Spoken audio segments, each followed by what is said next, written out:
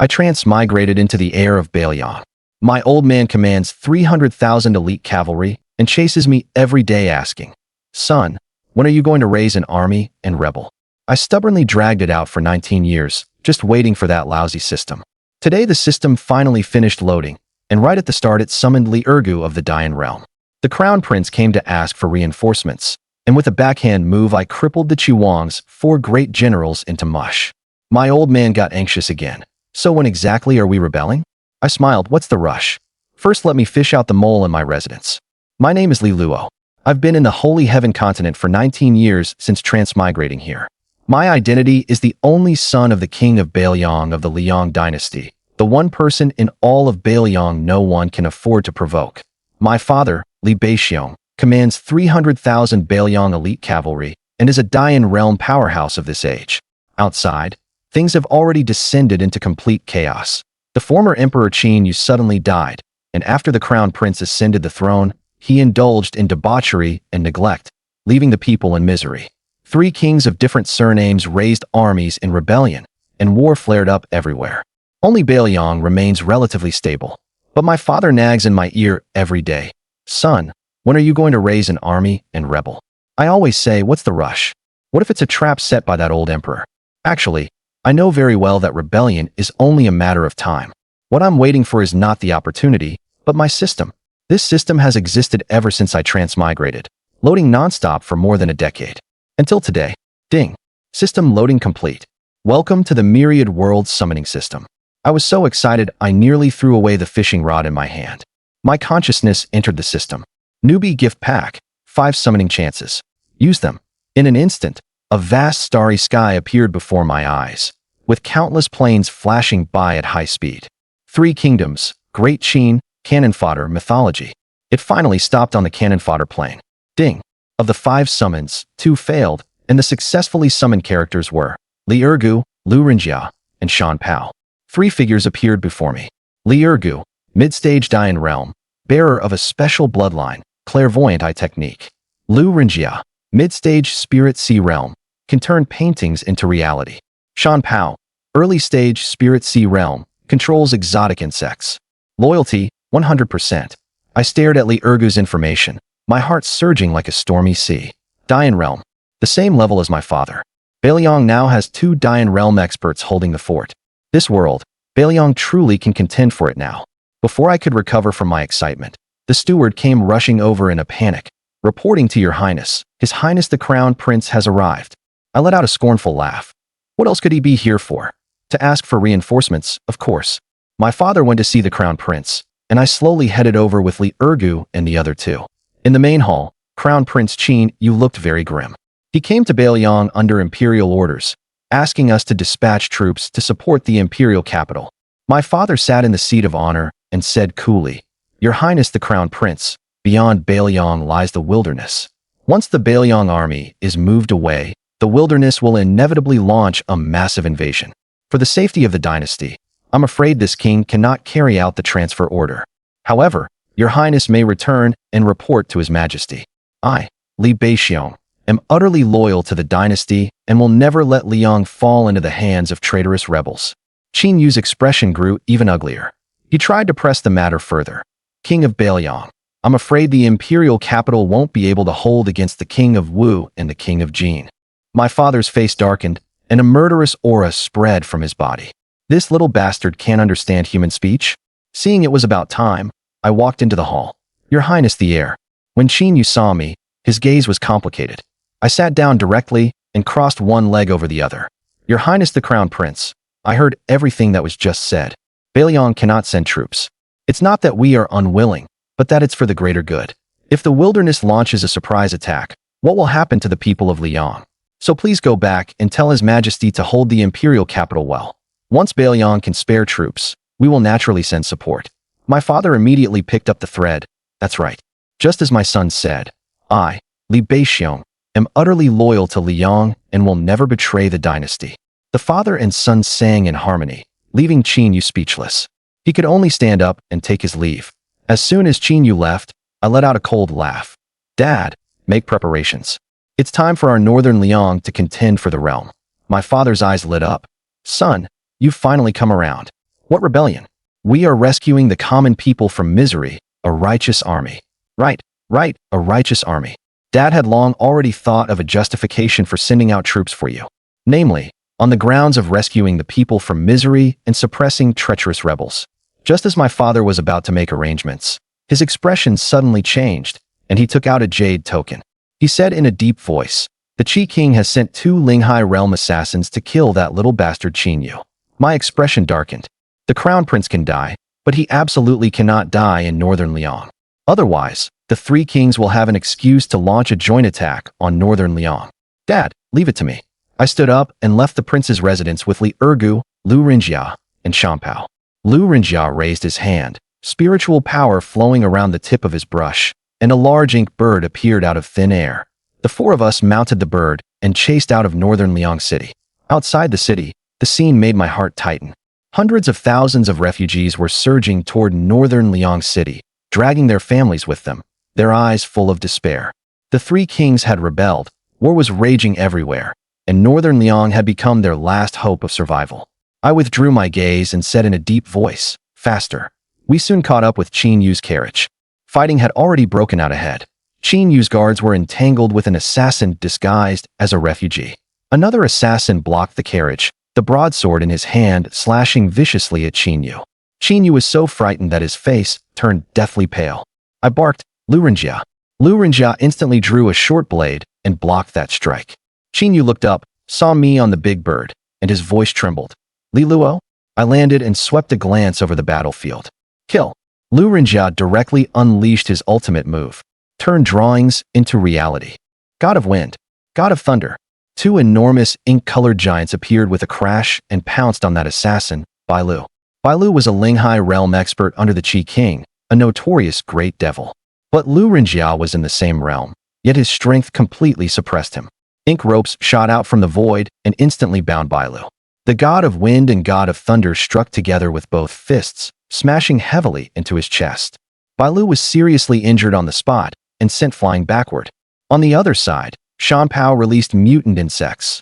Countless bugs poured out from his body and, working together with Qin Yu's guards, took down the other assassin. Just as the situation stabilized, suddenly, 3 powerful auras descended. I recognized the leader, Zhao Su, one of the Qi King's 4 great generals at the peak of Linghai. He had brought 2 Linghai realm experts, disguised as refugees, to infiltrate northern Liang. When Zhao Su saw Lu Rinjia and Shampao, he was clearly startled. Since when did northern Liang gain these young powerhouses? But he had no time to hesitate. With a wave of his hand, the 2 Linghai realm experts behind him charged at Lu Rinjia and Shampao. The 4 of them fell into a melee. Zhao Su himself flashed forward and grabbed directly at me. "Li Luo, come with this general to see the Qi King." I stood where I was, too lazy even to dodge. Li Luo beside me suddenly opened his eyes, activating his X-ray vision. The terrifying aura of the Dian realm exploded like a storm. Zhao Su rushed in front of me, his pupils suddenly contracting as he cried out in shock. A Dian realm expert. He wanted to retreat, but it was already too late. Li Luo appeared at his side as if teleporting. 64 consecutive palms. Under the X-ray vision, the flow of spiritual power inside Zhao Su's body was visible at a glance. Every palm strike landed precisely on the nodes of his meridians. Bang, bang, bang. Zhao Su screamed as he was sent flying backward. All the meridians throughout his body severed, and his cultivation crippled on the spot. Qin Yu and his guards were dumbfounded. There was actually another great evolution realm expert in northern Liang. The 2 Spirit Sea realm men brought by Zhao Su were so terrified they were shaking to the core. Lu Rinjia and Shan Pao seized the opportunity to unleash their ultimate technique and killed the 2 men. Beiliang saw that things were going badly and turned to flee. Li Luo didn't even look, instantly appearing in front of him and finishing him with 1 palm strike. The battle was over. I walked up to Zhao Su, looked down at him, and smiled faintly. "General Zhao, tell me, how did you know this young master's whereabouts?" Zhao Su's face was full of pain, but he gritted his teeth and said nothing. I couldn't be bothered to drag it out. "If you don't want to talk, then I'll kill you." Li Luo raised his palm. Zhao Su panicked. "Wait. I'll talk." He confessed everything in detail. It turned out that Han Yi, the spy my father had planted beside the Qi King, had long since been turned by the Qi King. The maid named Liar in our northern Liang prince's manor was also one of the Qi King's people. A few years ago, She pretended to be in distress and was kindly taken in by the steward. This time, my whereabouts were passed on by her. I sneered, a glint of cold light flashing in my eyes. I silently memorized every detail. Then I waved my hand. Kill him. Zhao Su said in fear. Wait. Li Luo, you went back on your word. My smile deepened. Did this young master ever promise not to kill you? Li Ergu smashed his skull with one palm. After dealing with Zhao Su, Li Ergu suddenly looked toward a dense forest not far away and said lightly, You two have watched for so long. Do you need me to invite you out? I remained calm. I had already expected this. Two middle-aged men in battle armor walked out of the dense forest. Long Yi and Yang Qing, two of the 7 heroes of Northern Liang. They could be said to have watched me grow up. Your Highness, the heir apparent. The two of them bowed respectfully. I nodded. Seeing that they were allies, Li Ergu restrained his spiritual power. Long Yi and Yang Qing exchanged a glance, then looked at Li Ergu, Lu Renjia, and Shan Pao. They had seen the whole battle from beginning to end, especially Li Ergu. At the Great Evolution realm, ruthless and precise in his strikes, Zhao Su had no chance to fight back at all. The two of them were utterly shaken. They had also never expected that I would silently recruit such a powerful expert to follow me. Qin Yu's face nearby was ugly. Long Yi and Yang Qing showed no intention of bowing to him at all. In their words, he was just a crown prince of a dynasty that was about to fade away. He was nowhere near their young master. Since Uncle Long and Uncle Yang are also here, then that's perfect.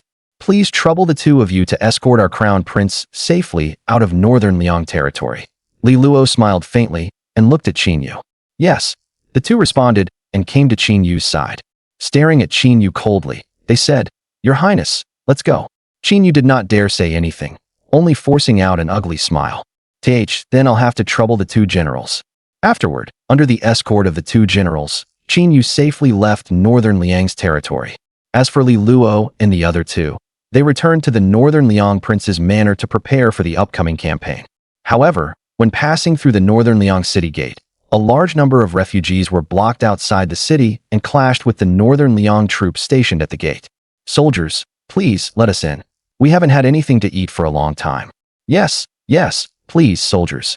The hundreds of thousands of refugees piled up outside the city were mostly women, children, and the elderly, who had fled all the way to Northern Liang. They had heard that throughout the entire Liang dynasty, only Northern Liang remained a peaceful place. Otherwise, why would they have left their hometowns and come to Northern Liang? Faced with so many refugees, the Northern Liang troops guarding the city gate did not dare open the gate on their own. They had already reported the matter to the prince's manor. The soldiers guarding the city also did not dare hand out food casually to help these refugees, because there were simply too many refugees. Once a scramble broke out, unrest was inevitable. Just as the soldiers defending the city were anxiously waiting for orders from above, Li Luo and the other 3 rode a giant bird and landed at the city gate. When the Beiliang troops guarding the gate saw that it was Li Luo, they immediately saluted in perfect unison. Your Highness, heir apparent. After hearing the gate soldiers' words, the refugees in front also knelt down and saluted Li Luo. Your Highness the heir apparent, what's going on? Li Luo raised his brows and looked at an officer at the gate, asking. The officer told Li Luo what had happened. After listening, Li Luo nodded slightly, then turned to face the many women, children, and elderly people, wrapping his voice with spiritual power to ensure that every person could hear him clearly. You are all subjects of the Liang dynasty, so how could Beiliang keep you outside the city? I, the heir apparent, guarantee that once you come to Beiliang, I can't say you'll live especially well, but having enough to eat will not be a problem. Relay my order. Open the city gate and let everyone in, and inform those above to open the granaries and distribute food to aid everyone. Li Luo said to the gate officer beside him. Yes. With a single order, the city gate was slowly opened. After hearing Li Luo's words, all the refugees were so moved that they cried tears of joy. Thank you, Your Highness. The heir apparent is truly a great and good man. Child, we can finally eat. At this moment, Li Luo was embraced by the support of these hundreds of thousands of refugees. And behind the refugees stood 2 women. One wore a veil, making her appearance impossible to see clearly. The other was a girl who looked only 13 or 14 years old, slender and graceful and quite pretty. But this girl was not to be underestimated. A woman who dared to travel in these troubled times was, for the most part, no easy target. Along the way, quite a few ill-intentioned people had already died at this young girl's hands. Miss, That's the heir apparent of Beiliang. He seems pretty decent. Quite kind. Just a bit weak in cultivation. The girl gazed at Li Luo beneath the city gate. They had heard every word Li Luo had just said with perfect clarity. The veiled woman beside her nodded slightly, agreeing with the girl's words. At this moment, Li Ergu also noticed the two women behind the refugees, and his clairvoyant eyes activated instantly. The two women immediately appeared within the sight of his clairvoyant vision. But what shocked Li Ergu was that his clairvoyant eyes could not see through the veiled woman. Li Ergu gave a look. Shan Pao beside him immediately understood. His gaze sharpened, and several tiny strange insects flew out from his sleeve, slipped into the crowd of refugees, and flew toward the two women. Little did they know that when Li Ergu used his white eyes to spy on them, the veiled woman curved her lips into a faint smile and said calmly, "Qing'er, this subordinate of the heir apparent, is no ordinary person either. His talent is quite good." Hearing her young lady's words, the girl named Qing'er at her side looked at Li Ergu and the other two beside Li Luo in shock. There was actually someone who could receive praise from her young lady. She could not help but glance at Li Ergu and the other two a few more times. The veiled woman smiled faintly, then flicked a finger with her jade-like hand. A tiny streak of light shot out. Several strange insects crawling over from the ground were instantly killed. Shan Pao was immediately stunned, looked at Li Ergu with a grave expression, and shook his head slightly. He had not expected the other party to be able to see through his strange insects. Li Ergu had intended to inform Li Luo, but he discovered that Li Luo had fallen into a dazed state. Because just now, when the hundreds of thousands of refugees were overflowing with gratitude toward him, he discovered that the system's prestige points had suddenly risen to 300,000. Only after asking the system assistant did he find out that those 300,000 points had come from the refugees. He now enjoyed considerable prestige among this group of refugees and was deeply loved by them. However, what Li Luo found regrettable was that, after being supported for the first time, no matter how high his prestige became among this group of refugees afterward, he would no longer gain points, unless new refugees came to support him. After learning where the prestige points came from, a trace of excitement appeared on Li Luo's face. It seemed the campaign to conquer the Three Kings needed to be put on the agenda as soon as possible. As long as the campaign against the Three Kings succeeded and the people of Liming were rescued from suffering, would he still have to worry about lacking points? Li Luo exited the system full of joy. When Li Ergu saw Li Luo come back to his senses, he told him about those two mysterious women. Li Luo looked at the two women in surprise, especially when he heard Li Ergu say that even his clairvoyant eye could not see through the veiled woman. Li Luo was shocked. One had to know that Li Ergu's clairvoyant eye could see through things, yet he still couldn't see through the other party. What kind of strength did she have? Li Ergu looked grave and said in a deep voice, "Young master, I can't see through her. But one thing is certain, her strength is absolutely above mine." Hearing Li Ergu's words, Li Luo was startled. Li Ergu's cultivation was at the mid-level of the Dian realm, and above him, there were probably only Goeishu realm experts. If the other party were at the peak of the Dian realm, Li Ergu wouldn't have been unable to tell. Since when did the Liang dynasty have a Goeishu realm expert? Why had he never heard of it? Li Luo paid the other party no mind, nor did he take the initiative to go up and strike up a conversation. After the city gates opened, he and the soldiers guarding the city guided the refugees into Beiliang city in an orderly manner. He also transferred manpower from the prince's manor and opened the granaries to distribute grain. And after receiving Li Luo's assurance, the 300,000 refugees who entered the city also did so in an orderly fashion. Not a single disturbance occurred throughout the entire process. Li Luo personally opened the granaries and distributed grain to aid the refugees. The residents of Beiliang City all gave Li Luo a thumbs up and praised him.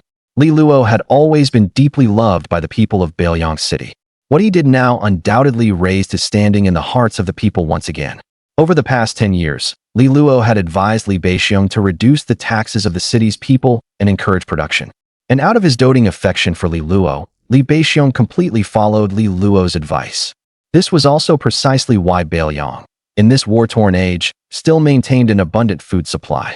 The local residents even took out grain from their own homes to help the refugees, hoping to lessen the burden on the prince's manor.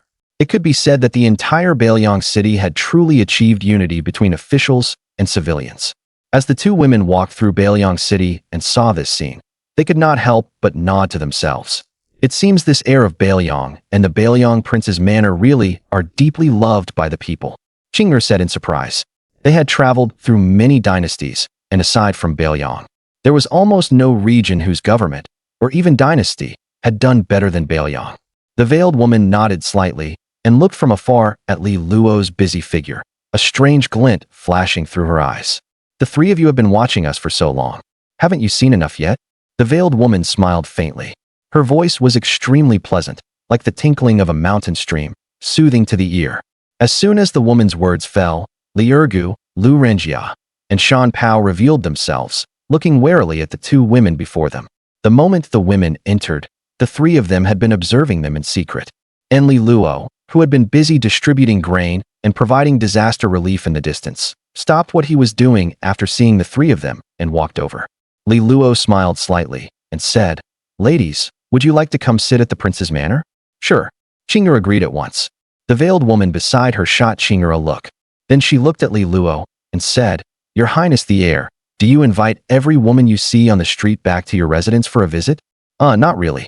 I saw that you two ladies have an extraordinary bearing, so you presumably are not women from ordinary households. That is why this heir invited you both." After hearing the masked woman's words, Li Luo gave an awkward smile and then explained. What did the other side think he was? Was he the sort of beast who would drag every woman he saw back home? Seeing Li Luo reveal an awkward look, the masked woman's lips beneath her veil couldn't help but curl into a faint smile. Then she said, "Thank you for the crown prince's kindness, but my sister and I have been away from home for a long time. It's time to go back. Please forgive us, Crown Prince."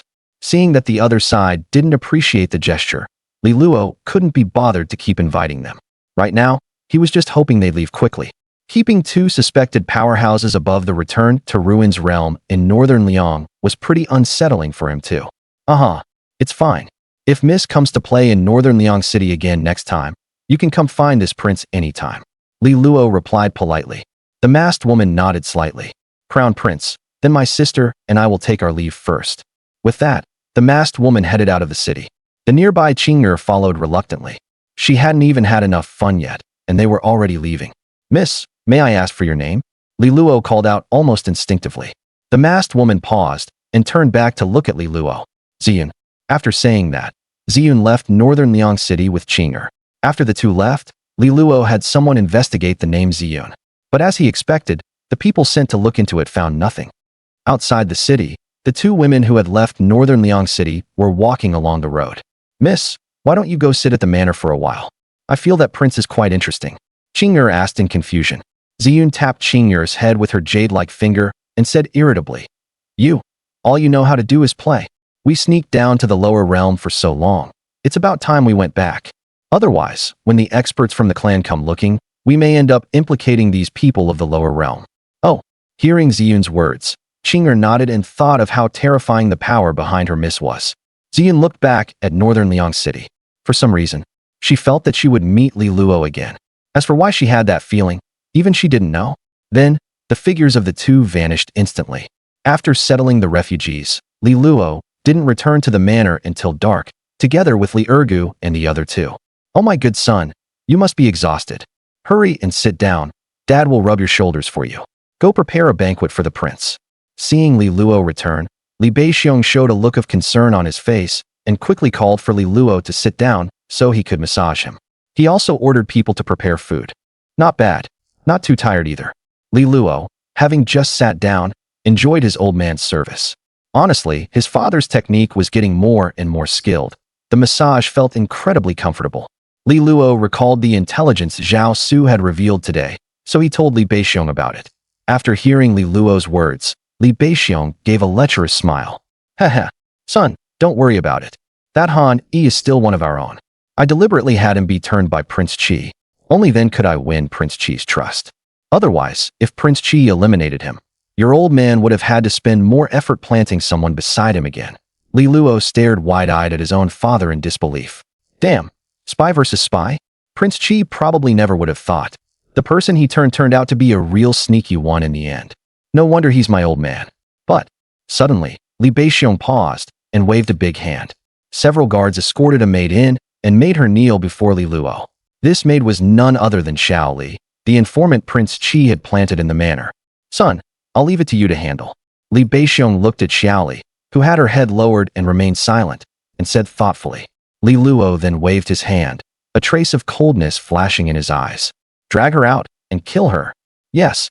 Several guards directly took the silent Xiaoli away.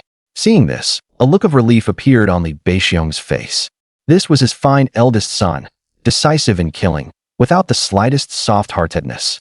His fine eldest son already possessed the bearing of an emperor. He could finally rest assured and begin planning for his fine eldest son to seize the imperial throne of the Liang dynasty. Tomorrow would be the very day their Beiliang bared its fangs. Late at night, Li Luo returned to his room to rest, and his consciousness entered the system. Looking at the 300,000 prestige points, Li Luo felt a little conflicted. He wanted to use these 300,000 points to break through to a higher realm, but he also wanted to use them to exchange for summoning chances. But system summons were not 100% successful. If, after exchanging for summoning chances, he failed to summon even a single expert, wouldn't these 300,000 points have gone down the drain? System, what realm can 300,000 points let me advance to? Li Luo asked. System assistant, Peak Linghai realm. Li Luo, then how many summoning chances can I exchange for? System assistant, 3 times. Li Luo frowned. He could only exchange for 3 times. Apparently, one summoning chance cost 100,000 points. After thinking it over again and again, Li Luo decided to temporarily give up on raising his realm. Tomorrow, their Beiliang would announce to the outside world that they were launching a campaign against the Qi King. If he only advanced to the Peak Linghai realm, although his role on the battlefield would be significant, he still would not be able to absolutely crush everything. So, in order for their Beiliang to have enough of an advantage, he still decided to exchange for summoning chances. If he got lucky and summoned a big shot from the Guishu realm, that would absolutely be an overwhelming existence. Exchange for 3 draw chances. Ding. Exchange successful. After the exchange succeeded, Li Luo decisively used the 3 summons. Countless vast stellar planes appeared before his eyes once again, flashing past in quick succession. Ding. Congratulations, host. You have drawn from the 3 kingdoms plane. Out of 3 draw chances, 1 succeeded. 3 kingdoms plane, Gao Shun, includes 700 men of the Camp Crushers. Damn. Hearing the system prompt, Li Luo was so excited that he jumped up on the spot. Gao Shun was a great general under Lu Bu during the late Eastern Han period. And what delighted Li Luo even more was that Gao Shun actually came with 700 men of the Camp Crushers. The Camp Crushers were the elite troops commanded by Gao Shun. Gao Shun, Peak Dian Realm. Loyalty, 100% Camp Crushers, 700 men mid-stage, Shengling Realm Loyalty. 100% looking at the character information displayed by the system, Li Luo pinched his thigh hard, baring his teeth in pain. This wasn't a dream. More than 700 men of the Camp Crushers were actually all in the Shengling realm. Now, his Beiliang was truly about to soar. What Qi King? What Wu King? Their Beiliang could simply push all the way through. Li Luo released Gao Shun from the system. As for the 700 well-equipped Camp Crushers, since the room was too small, they had to be temporarily kept in the system space. Buzz, a towering figure, holding a long spear, stepped out from a hazy spatial rift. This man was clad in armor, with a terrifying aura surging from his body. He was Gao Shun. This general greets you, my lord. Gao Shun knelt on one knee and saluted Li Luo. General Gao, please rise quickly. From now on, just call me young master. Li Luo hurriedly helped Gao Shun up. Yes, young master. Gao Shun nodded slightly. His memories had likewise been altered by the system. After dying in his previous life, he had been revived by Li Luo. Who dares trespass into my son's room? Boom.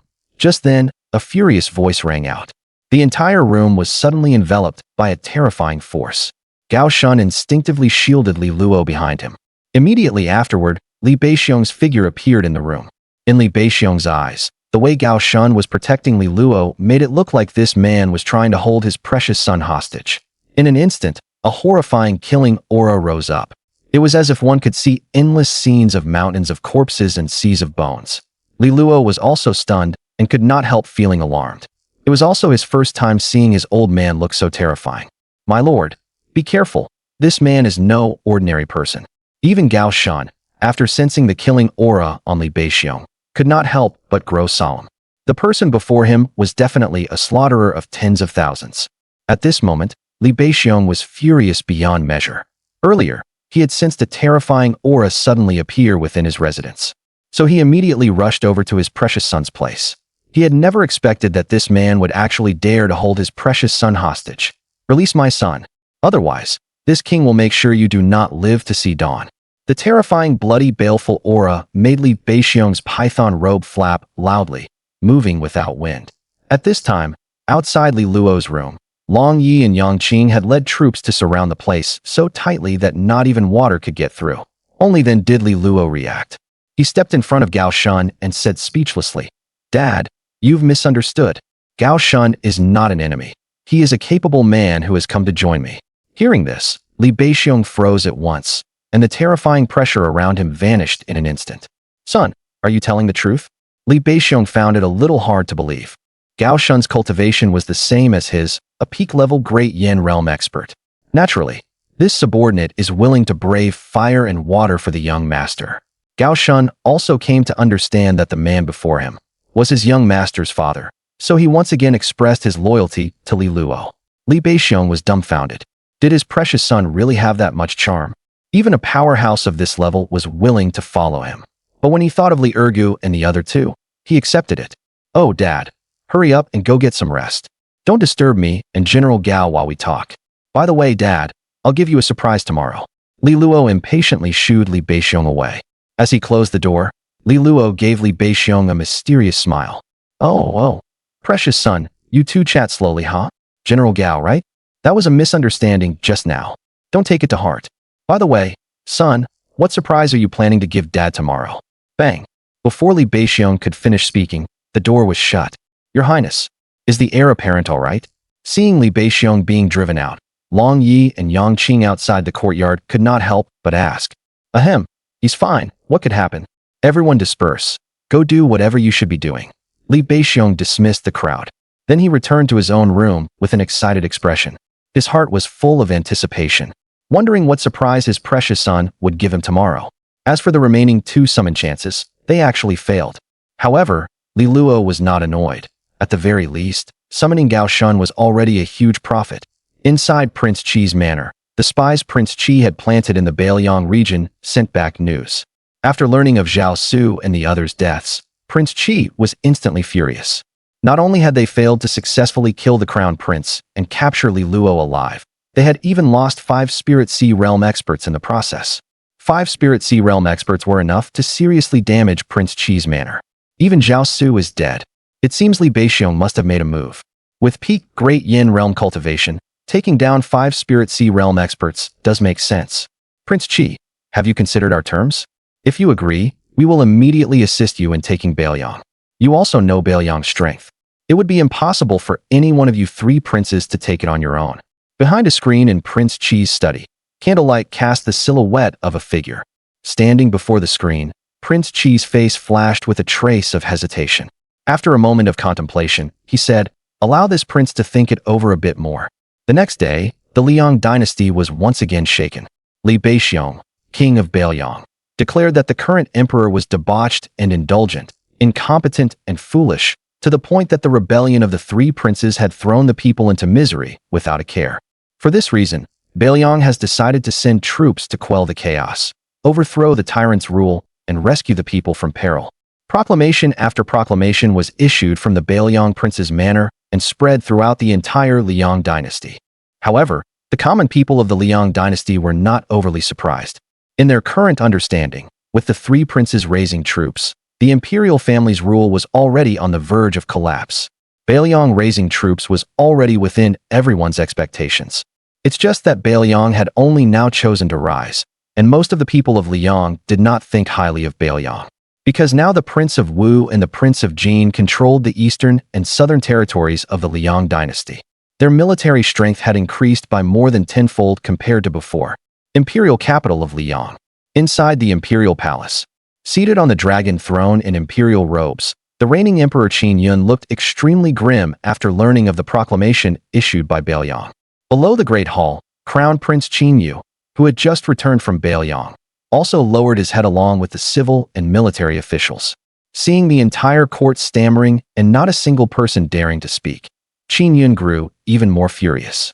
However, when he looked at the breathtakingly beautiful woman lying in his arms, more than half of his anger instantly dissipated. "Your Majesty, your concubine is tired. The woman in his arms wore a seductive expression as she teased Qin Yun. If you have matters to report, report them. If not, court is dismissed. Qin Yun, who had been raging with thunderous fury a moment ago, was inflamed with desire by the teasing of the person in his arms, one large hand roaming over the woman's body. Father Emperor, your son has something to report. Qin Yu could not bear to watch any longer. He shot an indignant glance at the woman in his father's arms, then cupped his hands and spoke. Speak. Qin Yun glanced at Qin Yu with some impatience. Father Emperor, now that Beiliang has also raised troops, Before Qin Yu could finish speaking, Qin Yun picked up the woman in his arms and coldly said to Qin Yu, it's just as well that Beiliang has raised troops. Let the four of them fight like dogs. When both sides are exhausted in the end, I will personally lead the imperial campaign and personally cut off the heads of the four princes and hang them outside the palace walls. Court dismissed. Carrying the woman in his arms, Qin Yun headed toward the rear palace, with several eunuchs hurrying after him.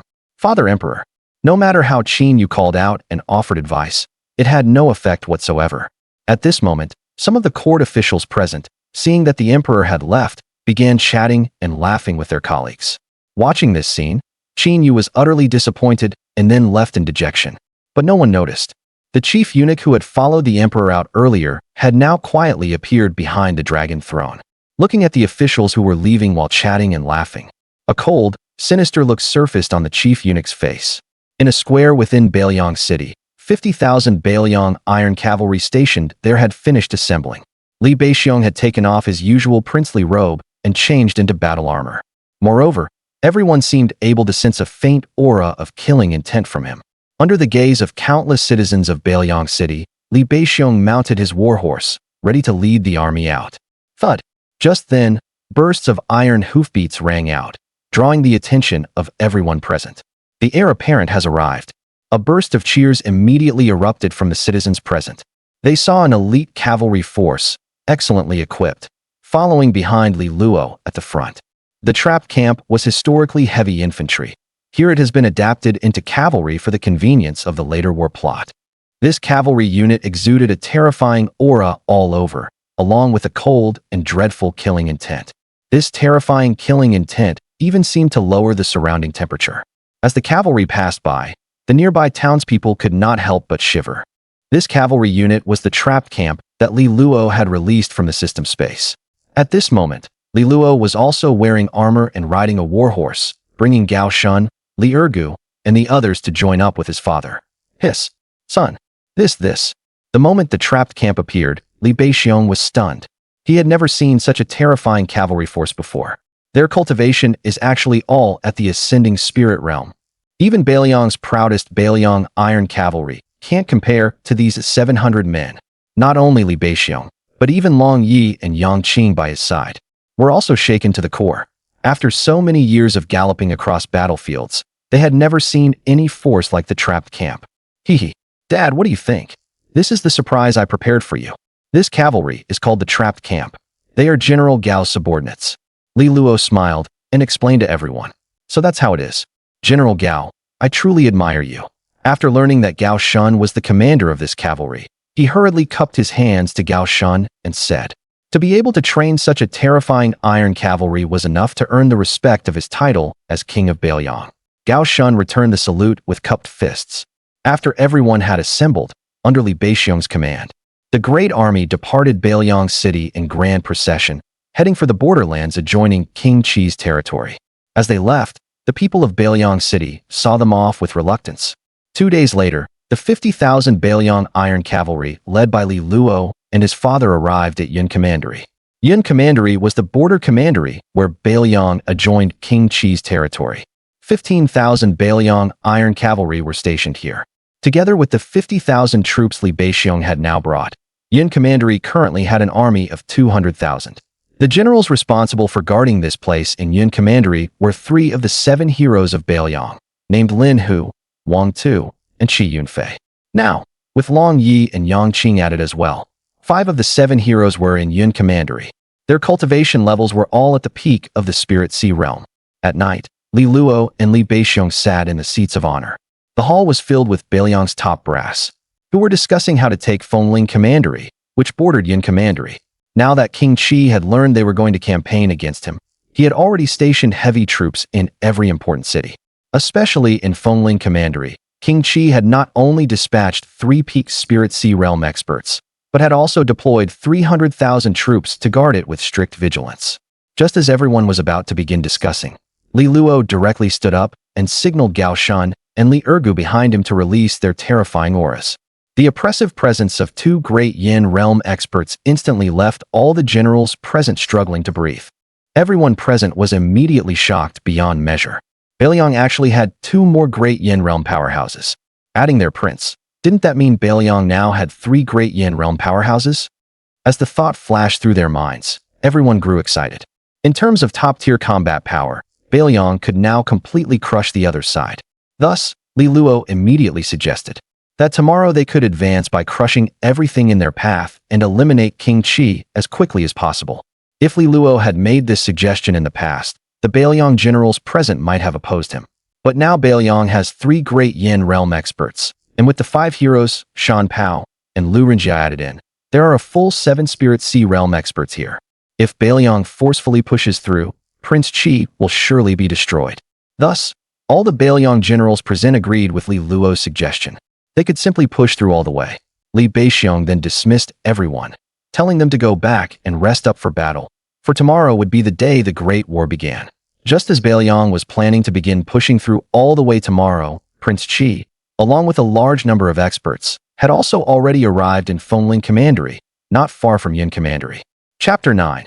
The 2 armies confront each other because Prince Qi learned the news that Li Beixiong had actually personally led men here. Li Beixiong was a peak-level Great Yin realm expert, and if he were not present, I'm afraid Fengling Commandery would be breached by Beiliang in less than a day. Therefore, the moment he received the news, Prince Qi hurriedly brought his men to Fengling Commandery. Moreover, the follow-up troops were also rushing here. Prince Qi knew full well how terrifying the Beiliang cavalry was. The 300,000-strong army of Lingfeng Commandery would very likely be unable to withstand Beiliang's 200,000 cavalry. On a section of the city wall, Prince Qi, dressed in a python robe, gazed in the direction of Yin Commandery, his eyes narrowing slightly. At this moment, a dark figure appeared beside Prince Qi. I'll have to trouble you to make a move tomorrow. This prince promises you that as long as you assist me tomorrow in getting rid of the Prince of Beiliang, this prince can cede to you Xishan Commandery, which borders your territory. Prince Qi's gaze darkened as he said in a deep voice, no problem. Even if that Prince of Beiliang is a peak Great Yin realm expert, he still won't be able to withstand the 2 of us joining forces. The black-clothed man, whose face could not be seen clearly, nodded slightly, then changed the subject and continued. By the way, in order to help you successfully seize the imperial throne, we brought you 4 helpers. As soon as the black-clothed man finished speaking, he clapped his hands, and 4 figures quietly appeared in the night sky. These 4 were all peak Spirit Sea realm existences. Haha, good. As long as you can help me seize the imperial throne, not only will this prince promise you the 14 commanderies and counties bordering your territory, this prince will also give you 10 more commanderies and counties. How about it? Prince Qi laughed loudly and made this promise to the black-clothed man. I hope Prince Qi will keep his word when the time comes. We will naturally do our utmost to make you the emperor of the Liang dynasty. The black-clothed man nodded slightly, then turned and vanished into the night sky. Prince Qi looked at the disappearing man, a strange glint flashing through his eyes, then turned toward Yin Commandery and revealed a trace of killing intent. Hehe, Li Beixiong, tomorrow will be your day of death. The next day, outside Lingfeng Commandery, dark clouds pressed down on the city, and an oppressive, grim aura shrouded the entire Commandery city.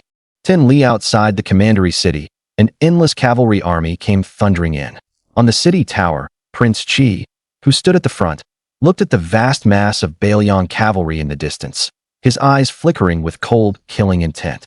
At his side, the 4 generals defending the city, together with 4 mysterious experts, made a total of 8 Spirit Sea realm experts. Immediately afterward, Prince Qi personally reviewed the troops and led an army of 300,000 out of the city to meet the enemy. At this moment, among the 200,000-strong Beiliang army 10 li away, every one of them was eager for battle, doing their utmost to control their warhorses. Clairvoyant Eye, activate. Li Ergu beside Li Luo activated his Clairvoyant Eye. Prince Qi and the army that had arrived were all brought into his view one by one. Suddenly, Li Luo discovered that another peak Great Yin realm expert was hidden within the army behind Prince Qi. Although this person had concealed himself very well, Li Luo's clairvoyant eye could see through things. It could even clearly see the meridian system inside a martial artist's body and the flow of spiritual power. Young master, the other side is still hiding a peak Great Evolution realm expert, Li Luo said thoughtfully. Li Luo was startled, a strange look flashing in his eyes as he frowned, and said, "Are you sure you didn't see wrongly?" Li Luo nodded solemnly. Li Luo narrowed his eyes slightly. So Prince Qi was not as simple as they had thought. Fortunately, they now had Gao Shun and Li Luo.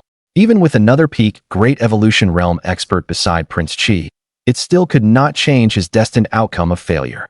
"Father, leave Prince Qi to you. Lu Renjia, Shan Pao, Long Shu, Yang Shu, Lin Shu, Wang Shu, Qi Shu, the other side's Linghai realm experts will be up to you." Li Luo looked at Prince Qi's army before him and immediately assigned tasks to everyone. At the command, everyone nodded in unison and made battle preparations. A battle saber specially used by their Beiliang iron cavalry appeared in Li Luo's hand, the Beiliang saber. Riding his warhorse, he came to the front of the 200,000 cavalry. Behind him, the 200,000 Beiliang iron cavalry. Seeing this young figure, all showed fervent looks on their faces. 5 years ago, when the barbarians invaded south, it was this young figure who led them on a 1,000-li raid, pursuing and killing 100,000 barbarian foreign tribesmen, causing the barbarian foreign tribes to not dare come south to this day. Their young lord, Beiliang's pride, Boom, king of Beiliang. Suddenly, heaven and earth shook, and the boundless dark clouds churned wildly. A figure radiating a terrifying aura appeared above the army. Li Luo, on his horse, looked up. He saw a man in a python robe descending through the air. Prince Qi. Li Luo narrowed his eyes slightly and recognized Prince Qi at a glance. Hee. Prince Qi, long time no see. Li Beixiong, behind Li Luo, let out a cold laugh, and a terrifying blood-soaked killing aura instantly burst forth from his body, causing heaven and earth to change color. Li Beixiong, shouldering a great saber, stepping on the void, confronted Prince Qi. King of Beiliang, in the end you have also, like us, raised an army in rebellion. I thought you were utterly loyal to the imperial family. It seems I thought too much. Hee. Prince Qi glanced at Li Beixiong and sneered coldly. Yes, once our Beiliang rebels, we'll take you on first. Who told you West State to be the weakest? Li Beixiong laughed loudly, admitting it openly and mocking the other side. Prince Qi's expression instantly darkened, and the terrifying pressure made the python robe on his body flutter fiercely, moving without wind. Father, why waste words with him? Let's end this quickly. Prince Qi, you are destined to lose today. This young lord still advises you to surrender as soon as possible. Li Luo looked up at Prince Qi's figure and sneered. Prince Qi looked down at Li Luo, a trace of chill flashing in his eyes. So you are Li Luo. Indeed, a young talent. I even saw you when you were little. It's been more than 10 years, and your tone is still quite arrogant. Today, it might be you Beiliang who lose. Li Luo on horseback smiled faintly. Oh, where does Prince Qi get such confidence? This young lord remembers that although you and my father are both peak Great Evolution realm experts, you don't seem to have ever been my father's match, do you? Prince Qi's expression darkened upon hearing this. Although he and the king of Beiliang were both peak Great Evolution realm experts during the late emperor's reign, he had once sparred privately with the king of Beiliang, but every single time, he was no match for the king of Beiliang. Hee. Come out and let the Beiliang young lord see this king's confidence. Prince Qi sneered, and immediately a masked man in black appeared before everyone's eyes. A terrifying pressure suddenly erupted from him. His imposing aura was not the slightest bit weaker than Li Beixiong's. Li Beixiong was startled. The aura emanating from the other party felt somewhat familiar to him. He then realized something and exclaimed, "You are Haifeng, one of the 5 great generals of the Nanyuan dynasty." Prince Qi, I didn't expect you to actually cooperate with the Nanyuan dynasty. Haha, King of Beiliang, you are no match for General Haifeng and me. I will give you one chance. Pledge allegiance to me. Otherwise, today your 200,000 Beiliang troops, and even your precious son, will all die? Prince Qi let out a cold laugh as he threatened. However, Prince Qi quickly sensed that something was wrong. He noticed that Li Beixiong, Li Luo, and the others were all looking at him as if he were a fool. Humph. Attack! Prince Qi shouted coldly, just as he was about to move together with Haifeng. two immense auras suddenly shot up into the sky from within the Beiliang army. Immediately afterward, under the shocked gazes of Prince Qi and Haifeng, Li Luo, with his clairvoyant eyes activated, stepped through the air and blocked the two men's path. As for the other person, it was Gao Shun, gripping a long spear in his hand, releasing a terrifying aura from his body. How is this possible? King of Beiliang, when did you? Feeling the auras of Li Luo and Gao Shun, Prince Qi's expression instantly turned extremely ugly. Just who were these two unknown Great Yin realm experts? And why had he never heard of them before? Now, with the King of Beiliang included, Beiliang actually had 3 Great Yin realm experts, and the situation instantly reversed. Haha, Prince Qi, you aren't the only one with outside reinforcements. Attack! Li Luo let out a cold laugh and suddenly gave the order. Gao Shun and Li Luo instantly made their move, charging at Haifeng with terrifying auras. Li Beiliang, meanwhile, swung his broadsword and killed his way toward Prince Qi. Boom! A battle between Great Yin realm experts was terrifying indeed. In an instant, the rolling dark clouds above were torn apart. Black Cavalry, heed my command and kill with this air. Seeing Gao Shun and his father tie down the enemy, Li Luo drew his battle blade and led the 200,000 Black Cavalry, surging like a flood toward the 300,000-strong army Prince Qi had brought out.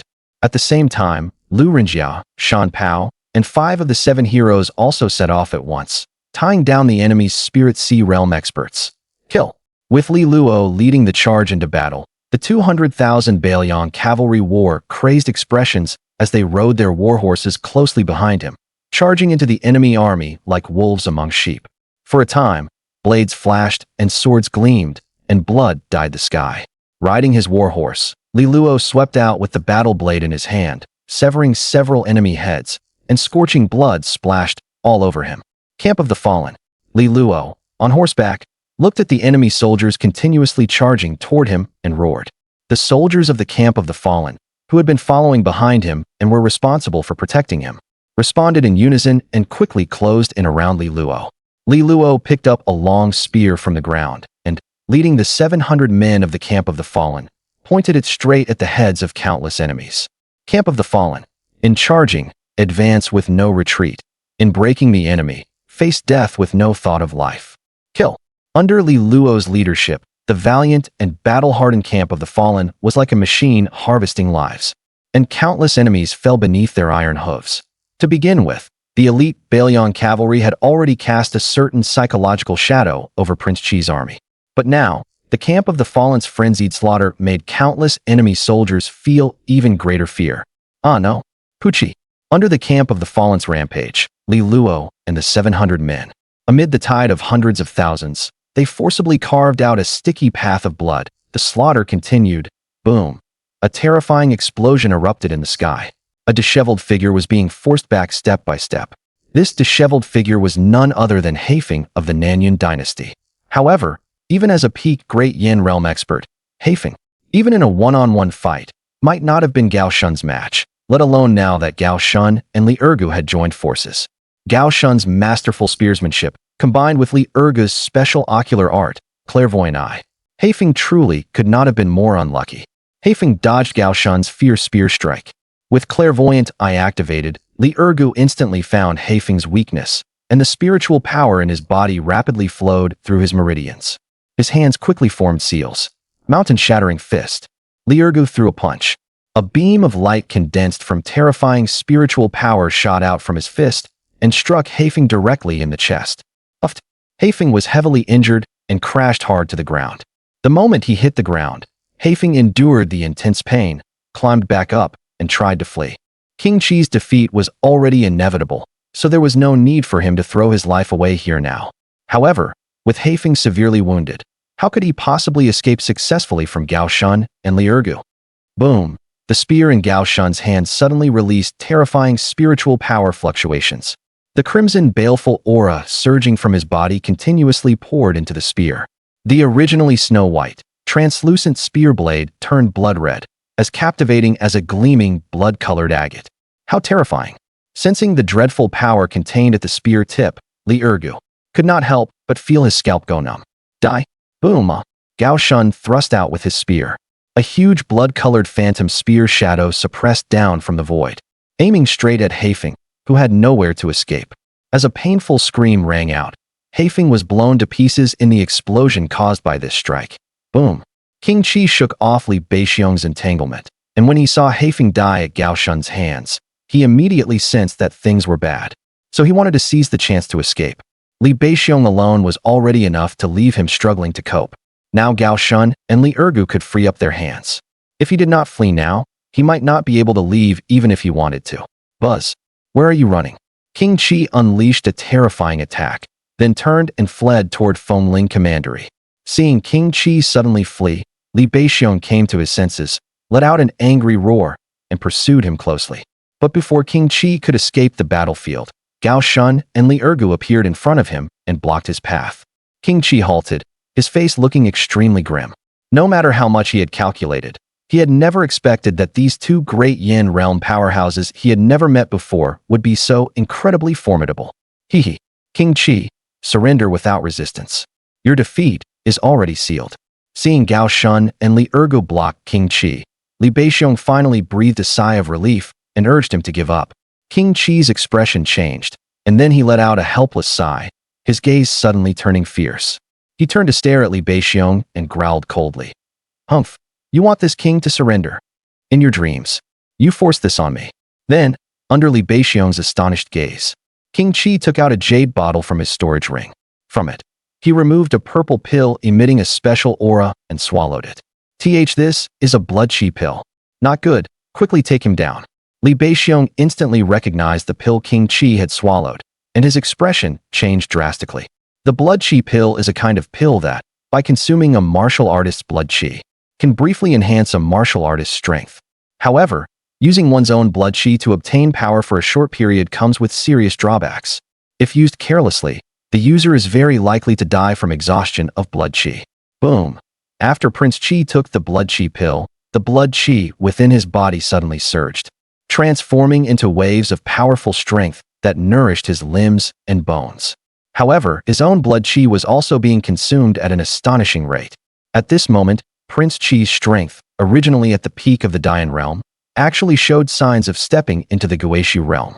Prince Qi's gaze sharpened, and with the help of this power, he blocked Li Beixiong's attack.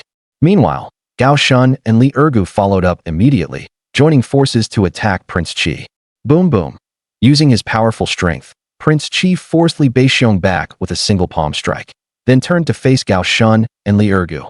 However, Gao Shun and Li Ergu were no ordinary Dian realm experts.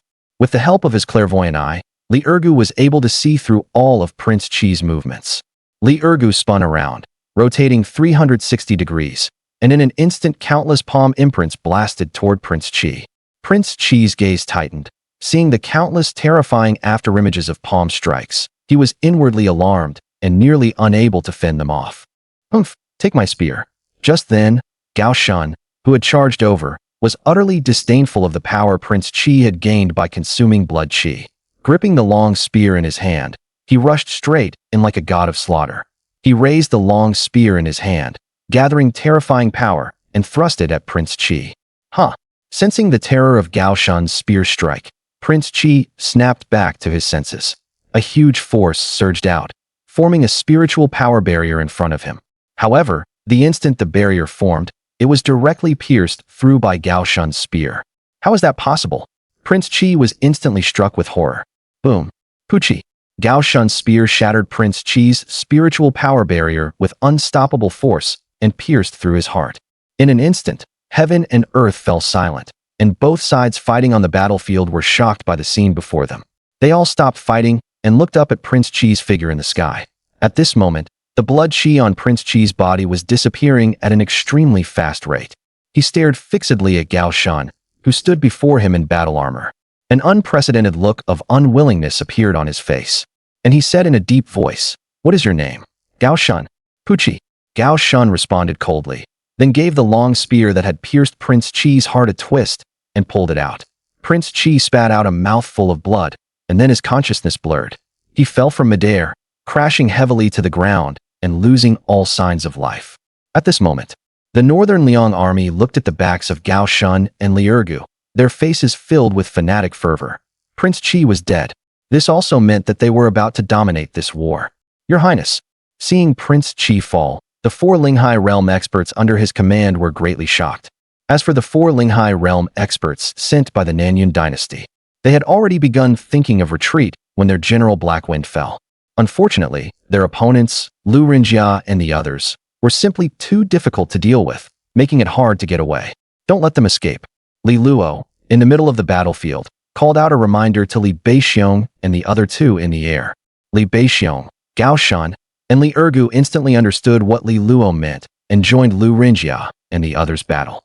With the addition of the three Dian realm experts, the few Linghai realm enemies who had wanted to flee were quickly slain. In less than the time it takes a few cups of tea to brew, all of the Linghai realm experts Prince Qi had brought with him were killed. Seeing this, Li Luo seized the opportunity, leaped up, stepped into the void, and shouted at the only remaining hundreds of thousands of enemy troops on the battlefield. The Qi King is dead. Surrender at once. Those who surrender will not be killed. Those who surrender will not be killed. Boom. As soon as Li Luo's words fell, Li Beixiong, Gao Shan, and Li Ergu also landed beside Li Luo, wrapping their voices with spiritual power so that they resounded across the entire battlefield. At the same time, the terrifying pressure of the Dian realm spread from the three of them, enveloping the battlefield. Seeing that the Qi King was dead, the only remaining hundreds of thousands of troops knew the general situation was lost, so under the pressure of the three Dian realm powerhouses, they all threw down the weapons in their hands and surrendered. Seeing this scene, a trace of joy appeared on Li Luo's face. In the first battle of the campaign, Beiliang won with an invincible crushing force. Of the enemy's original 300,000 troops, only 180,000 remained, and all of them surrendered after laying down their arms. Beiliang took less than a day to occupy Fengling Commandery. After the Beiliang army entered Fengling Commandery city, the people in the city were terrified and all wanted to evacuate and flee. After entering Fengling city, Li Luo immediately issued a military order. It was that after the Beiliang army entered the city, they were not to disturb the people in the city, nor were they to damage so much as a single wall tile. After Li Luo's military order was issued, the Beiliang army strictly carried it out. Some of the people who had originally planned to flee decided to stay after seeing that the army entering the city did not make things difficult for them. After all, unless absolutely forced to, who would want to leave their homeland and wander abroad? Besides, who in the entire Liang dynasty would not know the heir apparent Li Luo by name? Some people who knew Li Luo's reputation were filled with joy when they saw Li Luo lead the army into the city. These people had previously been to Beiliang. The people there lived and worked in peace and contentment, making them envious beyond measure. After Li Luo led the army to occupy Fengling city, he swiftly had the Beiliang army maintain order in the city. He purged some family forces that oppressed the people and upheld justice for the common folk. Moreover, in front of all the people of Fengling Commandery, he publicly executed a group of corrupt officials who preyed on the people. Not only that, Li Luo reduced taxes and encouraged the restoration of production. After this series of actions by Li Luo, he quickly won the hearts of the people of Fengling Commandery. While winning the people's support, Li Luo also gained 400,000 prestige points. Late at night, Li Luo sat on the bed and his consciousness entered the system. Li Luo planned to use the 400,000 prestige points to advance. System Assistant. Host, do you confirm that you want to consume 400,000 prestige points to advance your realm? Confirm. Li Luo replied in a deep voice, and the system immediately deducted 400,000 prestige points. Immediately afterward, Li Luo felt a terrifying power suddenly surge within his body. Boom. In an instant, Li Luo's aura rose rapidly, and his cultivation jumped straight to the early stage of the Dian realm. Li Luo incredulously felt the surging power within his body. This advancement is way too easy, isn't it? It's as easy as drinking water. Including himself, Beiliang now had 4 Dian realm powerhouses. Thinking of this, the corners of Li Luo's mouth could not help but lift. Now, in the entire Liang dynasty, as long as there are no return to ruins realm powerhouses, who could be a match for Beiliang? King Wu? King Jin? Sorry, Li Luo really doesn't take them seriously anymore.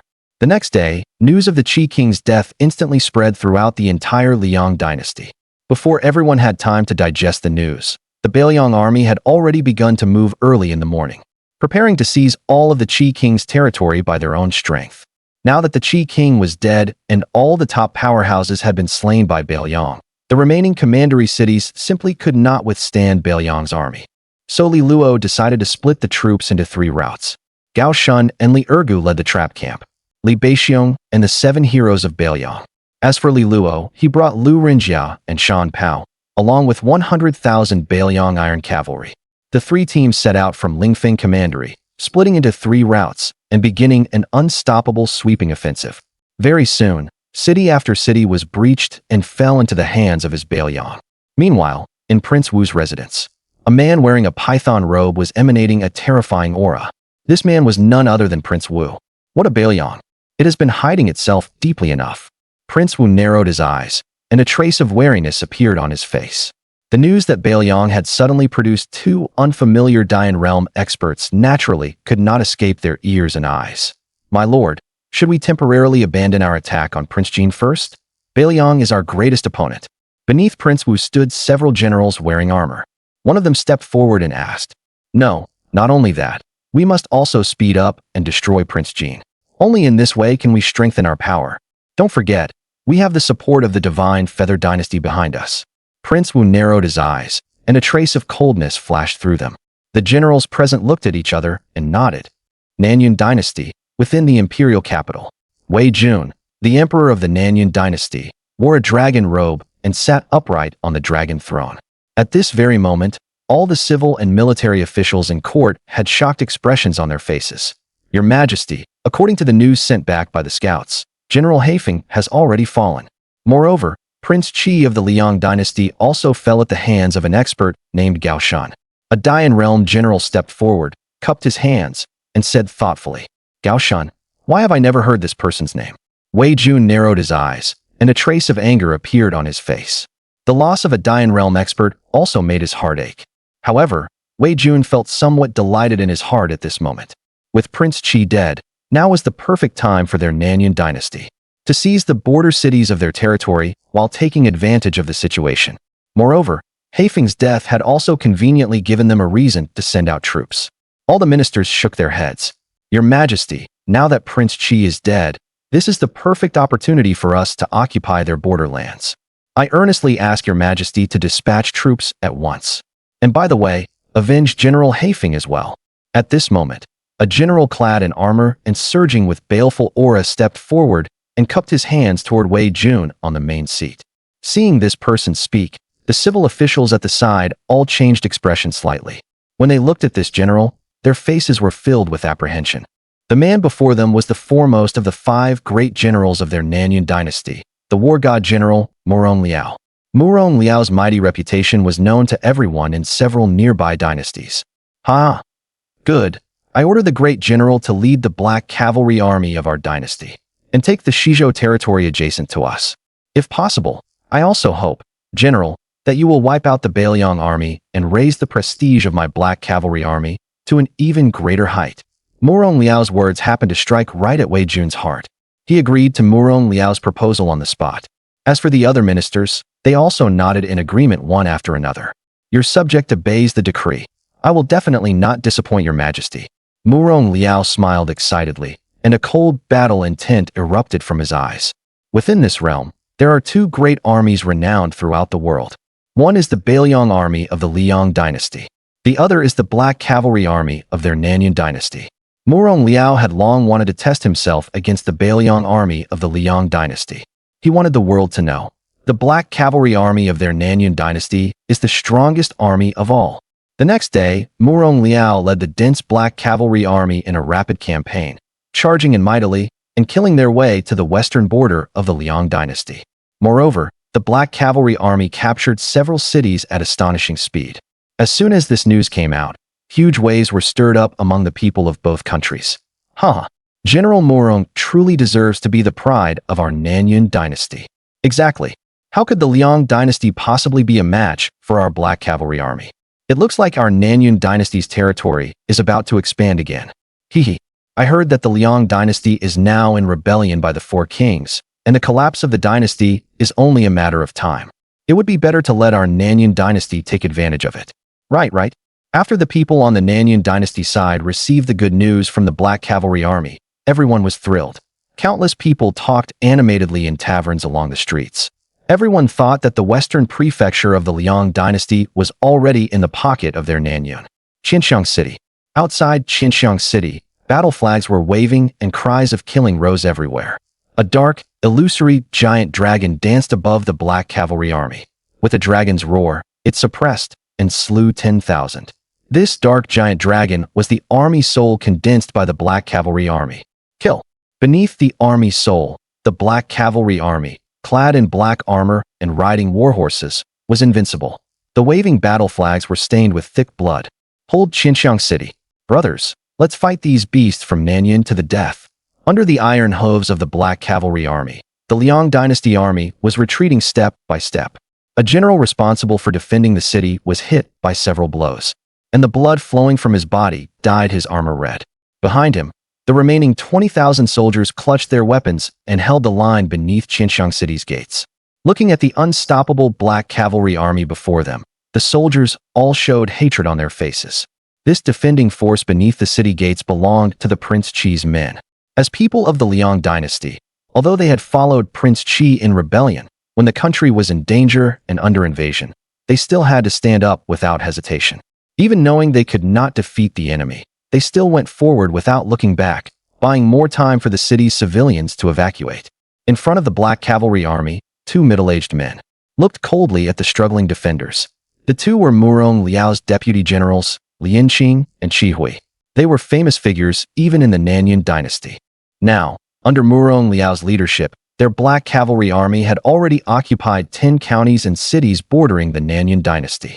As the vanguard, the two of them led the Black Cavalry army deeper in, intending to seize even more territory from the Liang dynasty. Stubborn resistance. Whoosh. Lian Qing looked at the defending general at the front, sneered, and drew his bow with a reverse grip and loosed an arrow. A terrifying arrow shot straight out. The defending general, who was fighting desperately in blood, was pierced through the head by the arrow.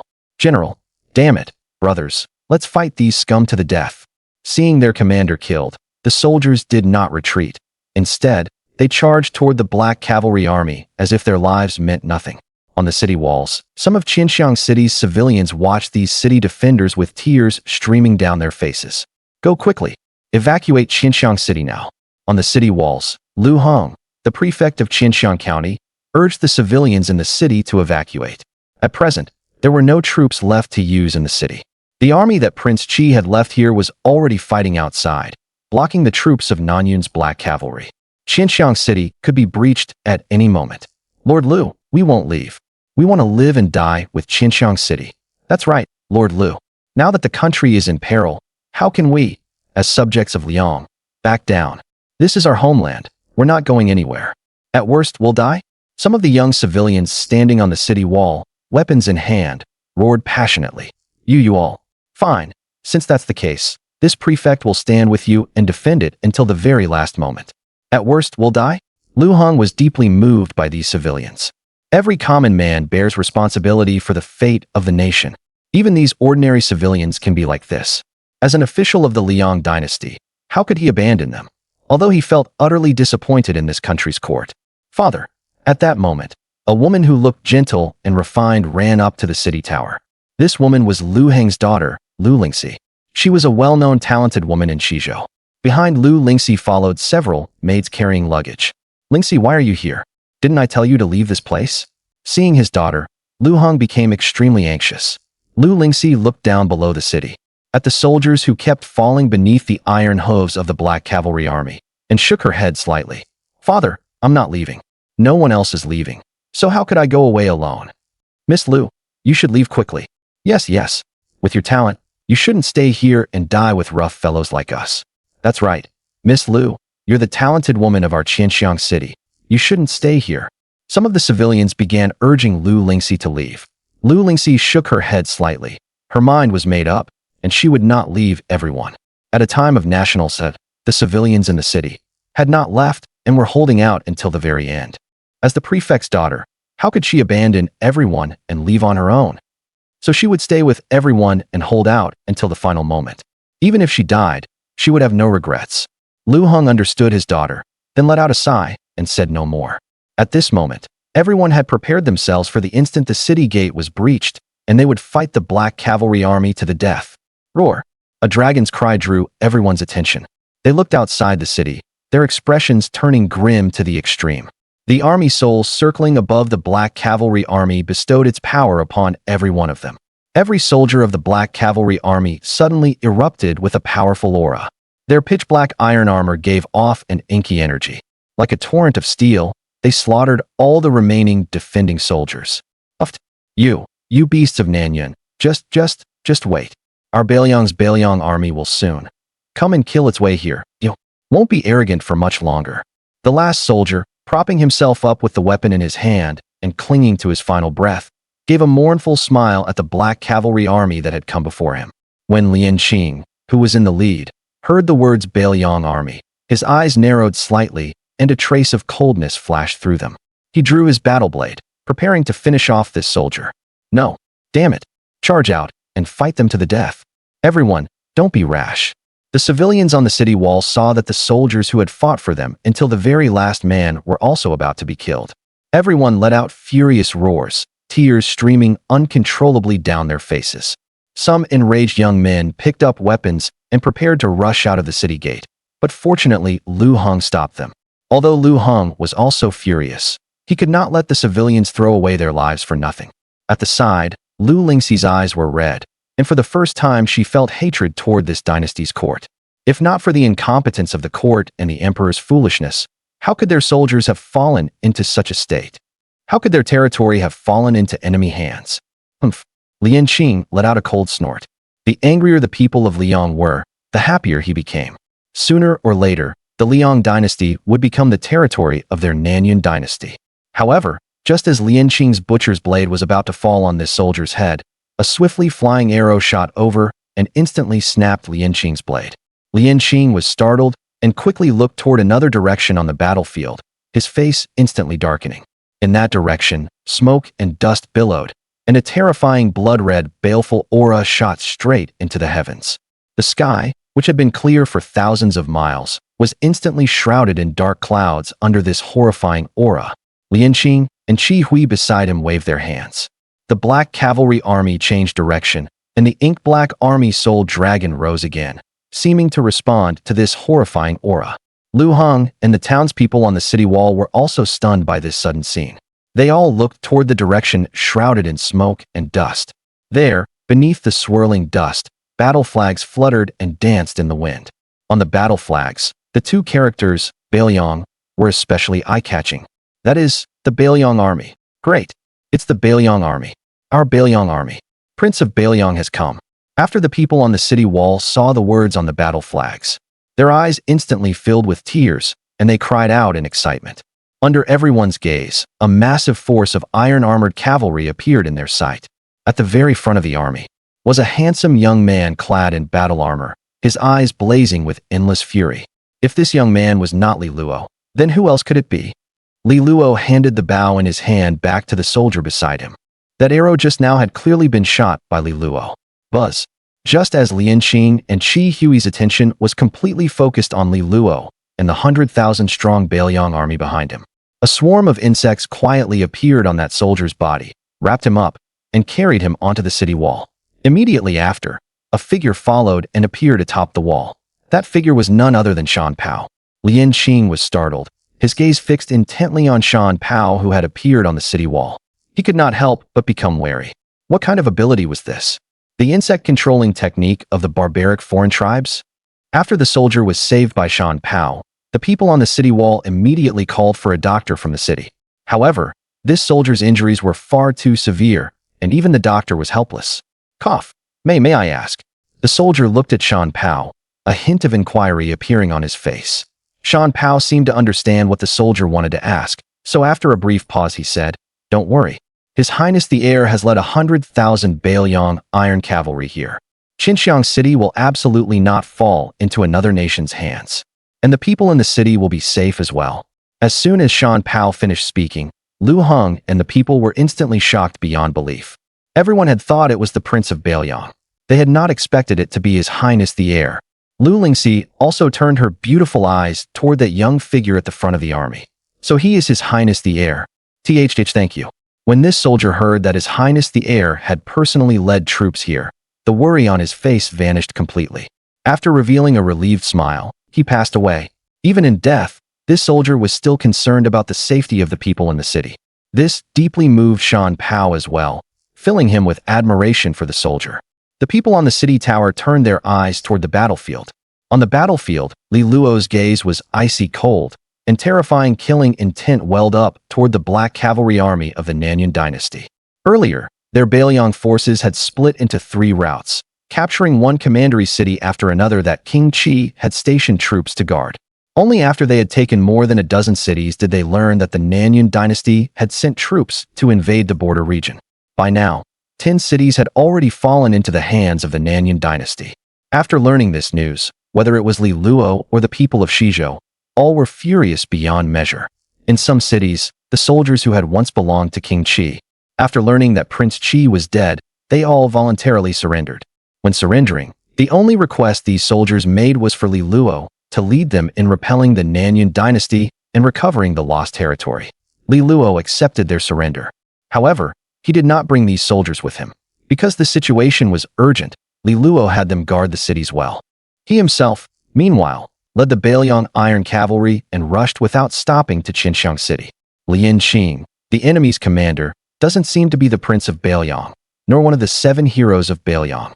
From far away, Qi Hui looked toward Li Luo, a trace of confusion appearing on his face.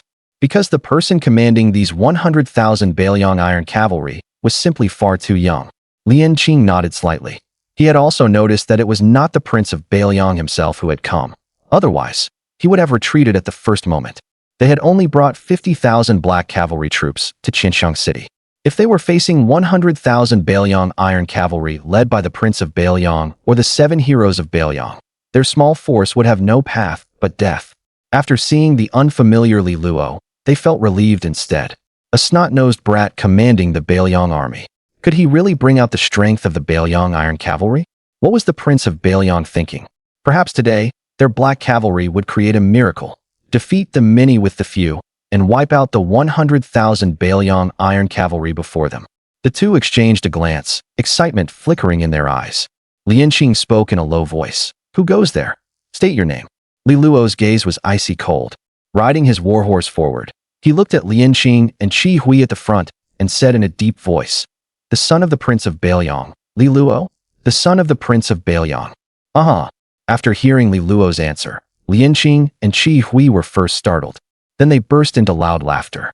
They had not expected that this little kid commanding 100,000 Beiliang troops before them was actually the son of the Prince of Beiliang. No wonder he could command 100,000 Beiliang troops at such a young age. The two were overjoyed. They hadn't expected the other side to be such a big catch.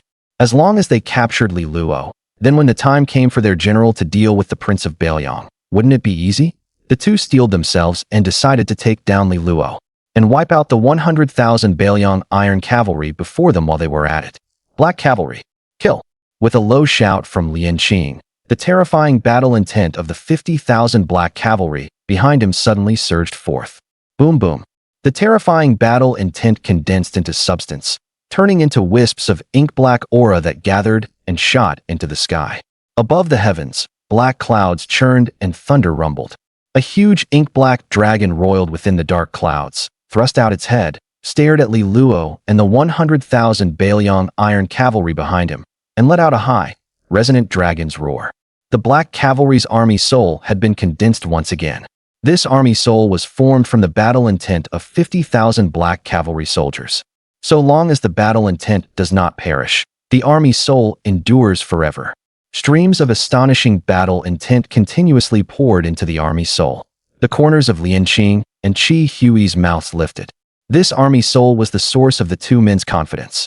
Whether an army can condense an army soul depends not only on every soldier in that army being elite and powerful, but also on the general commanding that army. Only when there is a high degree of trust and tacit understanding between the army and its general is it possible to condense an army soul. Could this green son of the Prince of Beiliang condense the army soul of the Beiliang army? Boom. Lian Qing waved his hand, and the giant dragon army soul above his head suddenly split into two. It turned into 2 ink dragons and rushed into the two men's bodies. Buzz. Lian Qing and Qi Hui were suddenly empowered by a terrifying force of battle intent. The two had originally been at the peak of the Spirit Sea realm, and under the augmentation of this dreadful power of battle intent, was temporarily raised to the initial stage of the Dian realm. Lian Qing and Qi Hui leaped up from their warhorses and walked through the air. Their powerful aura enveloped the entire battlefield. Li Luo looked at the two preparing to kill him, the corners of his mouth slightly rising. Army soul, as if no one else has won. Where are the Beiliang Iron Cavalry? Li Luo's gaze suddenly sharpened as he let out an angry roar. Here, boom.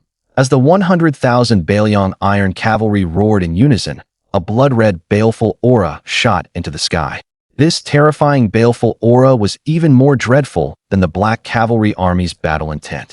The rolling dark clouds in the sky were also dyed blood-red by this terrifying, baleful aura.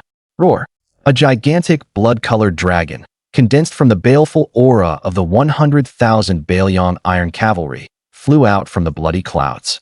The Black Cavalry army's army soul was formed from battle intent, while the Beiliang Iron Cavalry's army soul was formed from baleful aura.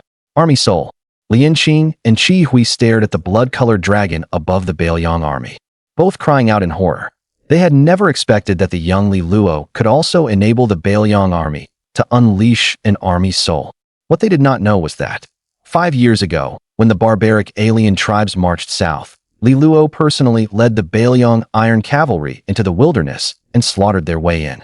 From that time on, he had won the trust of the Beiliang Iron Cavalry soldiers and had successfully condensed an army soul. The two narrowed their eyes, killing intent surging. To achieve this at such a young age, if he were allowed to grow, he would surely become another prince of Beiliang in the future. Fortunately, with the augmentation of battle intent, the two of them had temporarily broken through to the initial stage of the Dian realm. Although Li Luo was exceptionally talented at command, his cultivation was surely not high. Now was the best time to nip him in the bud. Boom. The two understood each other without a word and instantly charged at Li Luo. Young master, be careful. Lu Rinjiao at the side was greatly alarmed. He took out a scroll and an ink brush, preparing to use painting into reality to meet the enemy. Your Highness the heir. The common people on the city wall could not help crying out in shock when they saw this scene. Lu Rinjiao, let me do it, Li Luo said in a low voice as he drew his warblade. Lu Rinjiao nodded slightly and put away the ink brush and scroll. As for Li Luo, he trusted him 100%. Since the young master said he would handle it himself, then he must be 100% confident in defeating or even killing the two of them. Boom. Just as Lian Qing and Qi Hui closed in, a powerful aura suddenly rose from Li Luo's body. Then he slashed his blade at the two charging at him. Lian Qing and Qi Hui were instantly shocked, their expressions changing drastically, and they hastily dodged Li Luo's strike. Then they quickly pulled back to a safe distance. Dian realm. How is that possible? The two looked in disbelief at the imposing aura surging from Li Luo. A Dian realm powerhouse in his teens. How is that possible? Not to mention that their Nanyun dynasty had no one so young in the Dian realm. Even looking across the surrounding kingdoms, not a single one could be found. What is there to fear? He is only at the initial stage of the Dian realm. If the two of us join forces, we can still kill him. Lian Qing suppressed the shock in his heart and said in a low voice. Qi Hui nodded slightly and tightened his grip on the long spear in his hand.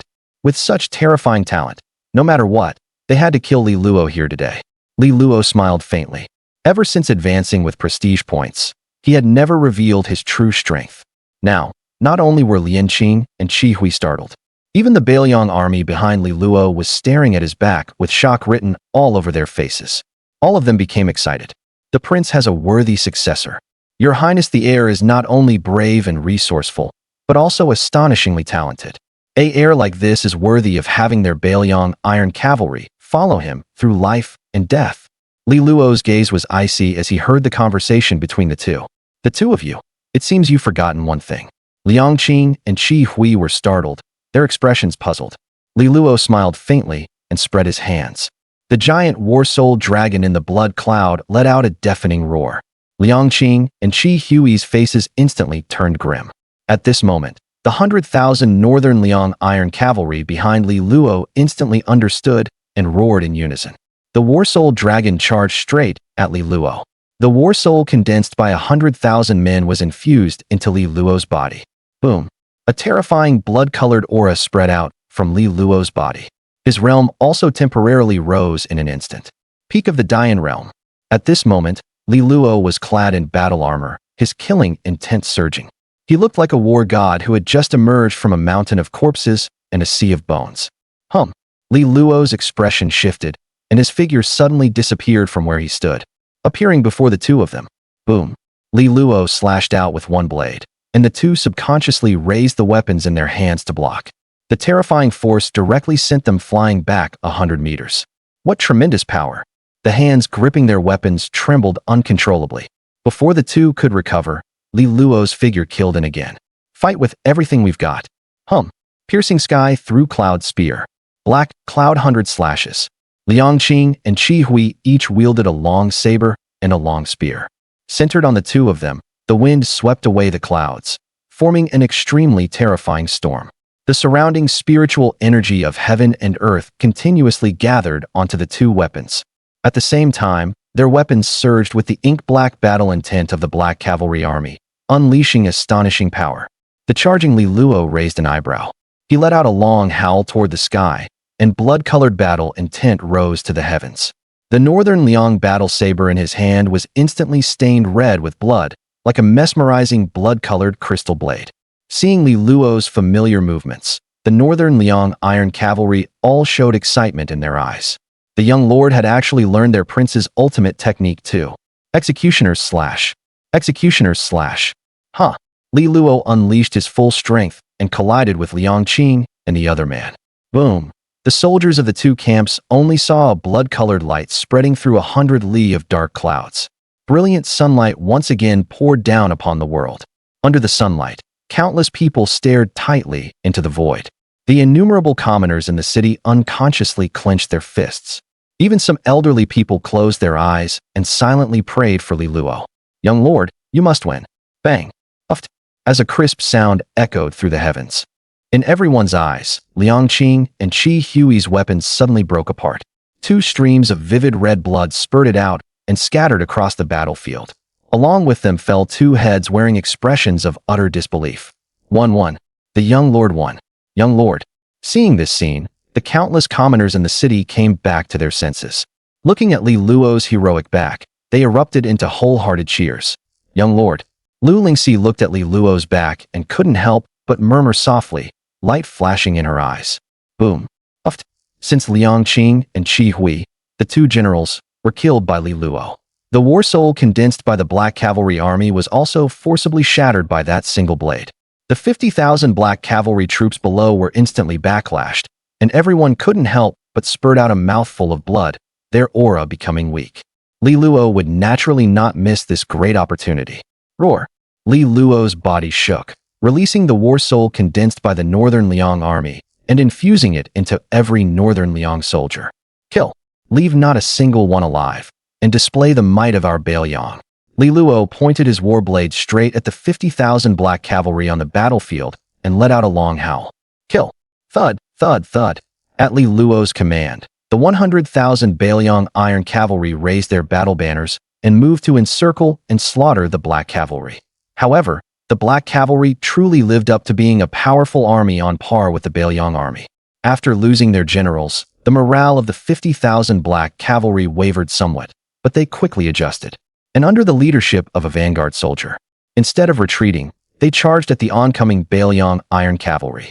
As the ace army of the Nanyang dynasty, their pride would not allow them to retreat, especially not in front of the Beiliang Iron Cavalry. Soon, the forces on both sides were locked in fierce battle. Lu Rinjia and Shan Pao on the city wall also joined the battlefield. Bring paintings to life, Wind God. Thunder God. Lu Rinjia directly used the Wind God and Thunder God from Bring Paintings to life. The two gigantic beings charged into the Black Cavalry like killing machines, taking down one with each punch. Meanwhile, Shan Pao controlled a large number of strange insects, which continuously burrowed into the Black Cavalry soldiers' armor. Miserable screams rang out. Not long after, under the witness of countless citizens of Qinxiang City, the 50,000-strong Black Cavalry army was slaughtered to the last man. Beneath the setting sun, the blood flowing across the battlefield still retained a trace of warmth. The damaged armor reflected a golden gleam. Li Luo led the Beiliang army into Xinxiang City amid the cheers of countless Liang citizens lining the streets to welcome them. After the army entered Xinxiang City, the people respectfully received them. "Your Highness, heir apparent." In front of the crowd, Prefect Lu Heng brought Lu Lingxi to pay respects to Li Luo. "You are the prefect of Xinxiang City?" Li Luo asked. "This official, Prefect Lu Heng, greets your Highness, heir apparent." Lu Heng nodded in reply. Li Luo looked at Lu Heng, then cast his gaze over the surrounding citizens whose eyes burned brightly, and said, "You have done very well. I, this heir apparent, hereby promise everyone that I will definitely drive the invading Nanyuan enemy army back to their homeland. I will reclaim the cities and territory we have lost. Drive out the Nanyuan enemy army. Reclaim our cities." Hearing Li Luo's impassioned voice, all the citizens present knelt before Li Luo and shouted excitedly. Everyone believed that with their proudest Beiliang army here, and with your Highness, the heir apparent, here, they would surely drive out the enemy and recover the lost land. No one doubted Li Luo's promise. Li Luo's majestic figure, when he displayed overwhelming divine might earlier and slew the two commanders of the Black Cavalry 1-against-2, was deeply engraved in the mind of every citizen of Xinxiang City. Lu Lingxi looked up at Li Luo on horseback, her eyes sparkling. This heir apparent of Beiliang was indeed just as the rumors said. He was very different from other noble scions. She could tell that Li Luo was very close to the people. Unlike other noble scions, he did not always treat the common people with an air of lofty superiority. At this moment, Li Luo won the hearts of all the people of Xinxiang City. A prompt sounded in his mind. Ding! Obtained 500,000 reputation points. Li Luo was delighted. He had not expected that the words from the bottom of his heart would actually win the support of the 500,000 citizens of all Xinxiang City. "Your Highness, heir apparent, you must be weary from all your exertions. And after the fierce battle just now, please first come to this official's residence to rest for a while," Lu Heng suggested at this time. Li Luo nodded. The Black Cavalry of the Nanyuan dynasty had already occupied the other 10 county cities outside Xinxiang City. Although he had just led the Beiliang Iron Cavalry to defeat the Black Cavalry that had invaded Xinxiang City. But that was only the vanguard of the Nanyuan dynasty's deeper advance into Shizhou. According to intelligence from his subordinates, this invasion by Nanyuan is being led by the Nanyuan dynasty's Grand General, Murong Liao, who has personally brought 400,000 Black Cavalry troops. It won't be long before this place becomes a battlefield once again, and his father and Gao Shun's two forces are also rushing here. Li Luo immediately gave the order for the Beiliang Iron Cavalry to rest in place and quickly clean up the battlefield outside the city. He also dispatched a Beiliang army unit to begin organizing the people to evacuate Xinxiang City. Not long after Li Luo entered the city, the forces led by Li Beixiong and those led by Gao Shun also arrived at Xinyan City. Not only had they captured the other cities occupied by Prince Qi, but they also brought with them an army of 300,000. These 300,000 troops were all Prince Qi's military strength before his death. Now, they have all surrendered to Beiliang. In the prefect's residence, the Prince of Beiliang and Li Luo sat in the seats of honor. Below them sat 5 of the generals among Beiliang's 7 heroes. They were discussing how to deal with the Black Cavalry of the Nanyuan dynasty.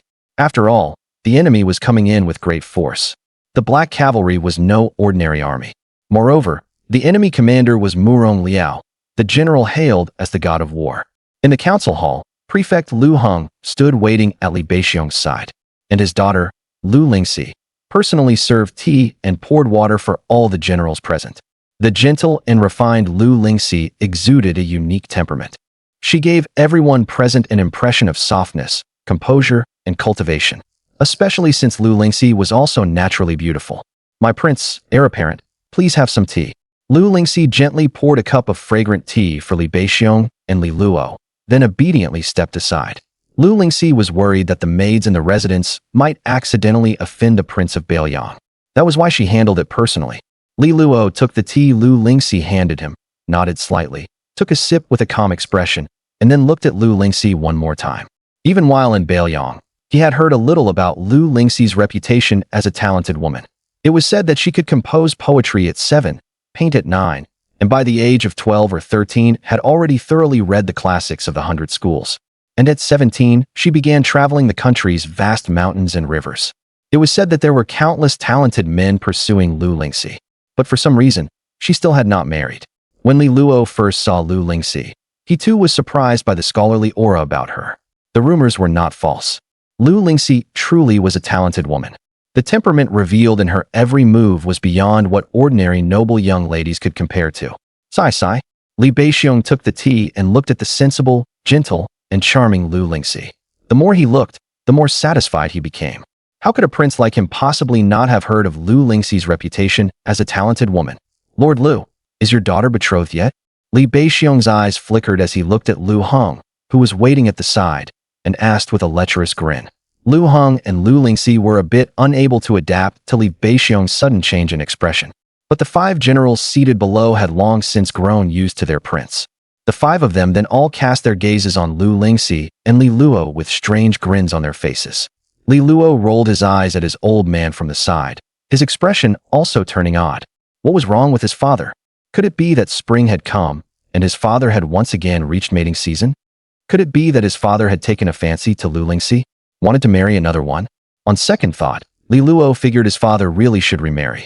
After all, ever since he was born, he had never seen his mother. Although he had transmigrated here, his memories did not return until he was 1 year old. He heard from his old man that his mother died in childbirth when giving birth to him. His mother's tomb was built on the back hill of the prince's residence. He went there every year to pay his respects. Ever since his mother died, his old man had never taken another concubine. Many times, Li Luo had even wondered whether his father had not taken a concubine because he was incapable in that regard and was afraid others would find out. Snapping back to his senses, Lu Heng quickly cupped his hands and said, reporting to your highness, my daughter has not yet been married. Speaking of his own daughter, Lu Heng could not help but sigh. He had introduced quite a few outstanding young men to his daughter, but the girl had not taken a fancy to a single one of them. Girls from other families were already managing the household and raising children at 15 or 16. His daughter was now already 23, and it would be even harder to find her a good husband's family in the future. Lu Heng was also worried sick. Seeing Li Beixiong stare at her with that lecherous look on his face, Lu Lingxi also felt a little flustered. But she did not show any sign of it on her face. A bad thought surfaced in her mind. If it was really as she had imagined, what should she do? If she refused to compromise, she would probably implicate her father too. Not yet married? Wonderful. I like it. Hearing that Lu Lingxi was unmarried, Li Beixiong was instantly overjoyed. He slapped his thigh and found Lu Lingxi more and more pleasing the longer he looked at her. As soon as Li Beixiong said this, Li Luo's eyes widened as he looked at his old man with a face full of disbelief. His old man really was in heat. He had taken a fancy to Lu Lingxi. Li Luo could not help taking a couple more looks at Lu Lingxi. This girl was a few years older than him.